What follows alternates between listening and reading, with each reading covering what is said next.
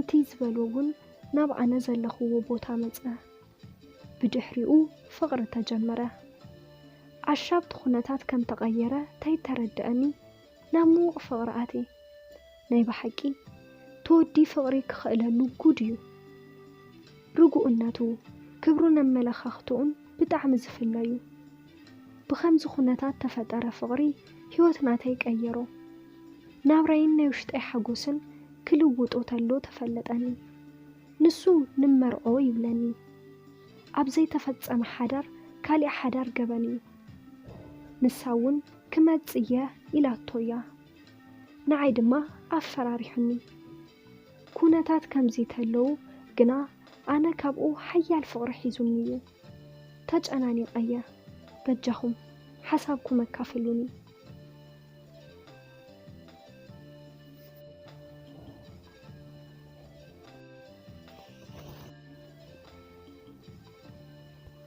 ተወሊደ ኣብ ዝዓበ ኩሉ ዓዲ ናይ ቁልዕነተይን ንእስነተይን ግዘ ኣሕሊፈየ ብትምህርተይ ዋላ ብውፅኢተይ ጎበዝ ተምሃሪት ነይረ ምሕማስ ብጣዕሚ ዝፈቱን ዝኽእልን እዚ ናይ ህይወት መስመረይ ተቐየረ ናይ ዩኒቨርሲቲ ተምሃሪት ተለኹ ኣብ ሓደ ቀዳም ምሕማስ እናሐመስኩ ተለኹ ሓደ ኣብ ኢንተርናሽናል ሆቴል መደቀሲ ክፍሊ ኮይኑ ንታሕቲ ይርኤኒ ነበረ ብድሕሪኡ ኣነ ናብቲ ዘለኽዎ ቦታ ብምምጻእ ምንም ተይበለኒ ቢዝነስ ካርዱ ሂቡኒ ጥራሕ ኸደ ናይ ገጹ ጽሬት ናይ ጭሕሙ ቁራርጻ ቁመንኡ ዝኾነ ነገር ከስምዐኒ ገይሩ ግና ዘይተገደስኩ ኣምሲለ ቢዝነስ ካርዲ ተቐቢለዮ ክዳነይ ንኽቕይር ናብ ሻወር ከይደ ድሕሪ ሓደ ክልተ መዓልቲ ክድውለሉ ዶ ኖኖ እናበልኩ ምስ ነብሰይ ድሕሪ ምዝራብ ኣብ ሳልሳይ መዓልቲ ደወልኩሉ ተስልኪ ኣየልዕሎን ድሕሪ ቁሩብ መሊሰ ደዊለሉ ሕዝውን ኣየልዕሎን ተዘይድውል ነይረ ኢለ ምስ ነብሰይ ተኸራኺረ ጸኒሑ ባዕሉ ደዊሉለይ ብጣዕሚ ተሓጒሰ ትስልከል ኢለዮ ቁሩብ ደቃይቕ ኣዋጊዕና ናብ ዓዱ ምምላሱ ነገረንሞ ድብር በለኒ ግና ድማ ንራኸቢና በለንሞ ከምቲ ዝበሎውን ናብቲ ኣነ ዝነብረሉ ዓዲ መጸ ብድሕሪኡ ፍቕሪ ተጀመረ ኣሻብቲ ኩነታት ከም ተቐየረ ተይተረድአኒ ናብ ምዉቕ ፍቕሪ ኣቴ ናይ ብሓቂ ተወዲ ፍቕሪ ክኽእለሉ ጉድ እዩ ናይ ዩኒቨርሲቲ ትምህርተይ ንሱ ብዘመቻቸወለይ መንገዲ ናብ ንሱ ዘለዎ ዓዲ ቀይረ ናይ ዘበናት ድሌተይ ተይሓሰብክዎ ኣብኡ ረኺበዮ ጽቡቕ ገዛ ኣቑሑት ኣማሊኡ ተኻሪለይ ኩሉ ሻብ ንሳይ ከም ዝነብር ንዓይ ዘለዎ ፍቕሪ ተፈለየ ምዃኑ ይነግረኒ ነበረ ኣነ እውን ብትምህርተይ ጠንኪረ ብህይወተይ ሕጉስቲ ኮይነ ምስኡ ምንባር ቀጺለዮ ንሱ ብስርሑ ምኽንያት ናብ ዝተፈላለዩ ዓድታት ጉዕዞ ይገብር እዩ ወላ ተኸፈአኒ ስራሕ እዩ እሞ ምንም ክብሎ ኣይክእልን ሓደ ግዘ ደገ ተኾይኑ ፍጹም ኣይድውለለይን ሓደ ግዘ ድማ ደዊሉ ተዘይልዕለዮ ይናደድ ከምዚ እንዳበልና ጥንሲ ተፈጠረ ተኹነታት ምስ ነገርክዎ ብጣዕሚ ሕጉስ ምዃኑ ነገረኒ ብርግጽ ኣነ ኣብ ዝደልዮ ቦታ ብፍላይ ብትምህርቲ ገና ይበጻሕኹን ወላ ከምኡ ተኾነ ግና ኣይከፈአንን ብናቱ ምኽንያት ተቐየረ ሕይወተይ 100 ዓመት ዋላ ተዝምሃር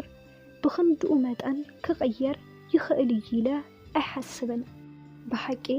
ብጣዕሚ ሕጉስ ኮይኑ ካብ ወጻኢ ምስ ተመለሰ ከም ዝምርዖኒ ነገረኒ ሓደ መዓልቲ ካብ ወጻኢ ሓድሽ ስልኪ ተደወለኒ ካብ ንሱ ወጻኢ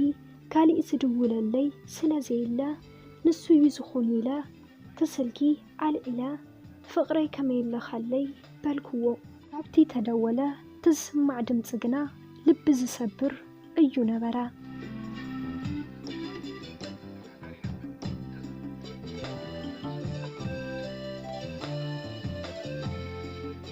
ፍቕሪ ኺጥፋእ ውሽማ ምዃን ክድዩ ተሓቂ ፈሊጠዮ የሽዶ ሕጋዊ በዓል ተሓዳሩ እያ ኣደ 3 ደቁ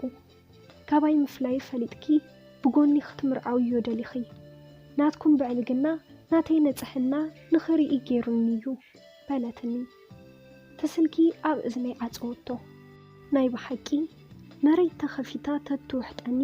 ከመይ መተሓጐስኩ ዓይነይ ብንብዓት ተመሊኡ ዝሓስኩዎ ተስፋ ሃንደበት ተኾለፈኒ ሓዘነይ ብጣዕሚ በርትዐ ድሕሪ ተወሰኑ መዓልትታት ናባይ ተመለሰ ንምንታይ ከምኡ ከም ዝገበረ ንምንታይ ከም ዝሓበአኒ ሓቲተዮ ንኸይስእነኪ ኢለየ ምስኣ ኣይቅጽልን እመንን ኢሉ ኣብ ብርከይ ወደቐ ዝገብሮ ጨኒቑኒ ንሳ ድማ ደጋጊማ እናደወለት ትሕርነለይ ከቕትለክየ ስርዓት ክሓዚ ትብለኒ መመሊሳ እናደወለት ንሱ ድማ ሕይወተይ ምሳኽየ ክቕጽል ዘለኒ ይብለኒ ብናታ ረብሻ ስልኪ ቁጽረይ ቀይረ ሕዚ ናይ ጥንሰይ ነገር እውን እናገጀፈዩ ናይ ሕይወት መስመረይ ድማ ኣብ ማንታ መንገዲ ይርከብ ብዙሕ ዝሓበአኒ ነገር ሕዚ እውን ተሓልወኸ ብፍጹም ካባኺ ወፃኢ ንሓዳር ዝሓሰብክዋ እውን ዝሓስባ እውን የላን ኢሉነት ዝነበረ ነገር ናይ ደቁን ሰበይቱን ዝሓበአንስ ንሱ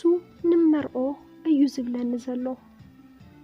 ኣብ ዘይተፈጸመ ሓዳር ካሊእ ሓዳር ገበን እዩ ንሳ ክመጽየ ኢላቶያ ንዓይ ድማ ኣፈራሪሓትንያ ኩነታት ከም ዝተለው ድማ ኣነ ካብኡ ሓያል ፍቕሪ ሒዙኒ እዩ ተጨናኒቐየ በጃኹም ሓሳብኩም መካፍሉኒ